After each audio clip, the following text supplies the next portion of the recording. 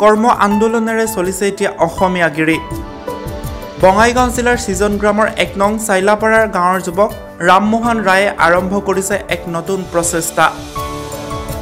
লকডাউনৰ সময়ত বিলুপ্তপ্ৰায় এৰিপলু পালন কৰি আৰ্থিক স্বাৱলম্বিতা হোৱাৰ উৎকৃষ্ট নিদৰ্শন দাঙি ধৰিছে পৰিয়ালৰ সহযোগিতাত আৰম্ভ কৰা এৰিপলু পালন কৰি কম দিনৰ ভিতৰতে লাভৱান হৈছে যুৱকজন মোৰ আজি 18 দিন মান হ'ল আৰু 18 দিনৰ পৰা পোকাবিলাক উঠিব ষ্টাৰ্ট দিছে পোকাবিলাক এতিয়া উঠি আছে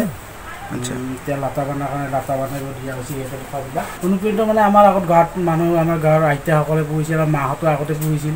কিন্তু মাজতে পোকাৰ পাতৰ অসুবিধাৰ কাৰণে পোহা বাদ দিছিলে কিন্তু দেখা পালোঁ যে এতিয়া পোকাটো বহুত লাভজনক খেতি হয় 21 দিনৰ খেতি 21 দিনত এটা ভাল প্ৰফিট পোৱা যায় কাৰণ ইয়াৰ কুপনটোও বিক্ৰী হয় আৰু লেটাটোও বিক্ৰী হয় গতিকে তাৰ কাৰণে ভাবিলোঁ লকডাউনত একো কাম নাই কি কৰিম এইবিলাক কামবিলাক বন্ধ হৈ আছে সেইকাৰণে পোকাবিলাকতে লাগি আছে এতিয়া এই লাভটো মানে ইয়াৰ কুপনটো বিক্ৰী হয় যিটো লেটা বুলি কয় ইয়াতে লেটা আছে কিছুমান চাব পাৰিব লেটাবিলাক বিক্ৰী হয় আৰু এইটো পোকাটো যিটো হেৰি আছে সেইটো 100 টকা পোৱা মানে 400 টকা কিলোকে বিক্ৰী হয় অভয়াপুৰীৰ পৰা ব্যুৰো ৰিপৰ্ট নেশ্যন টক্স 24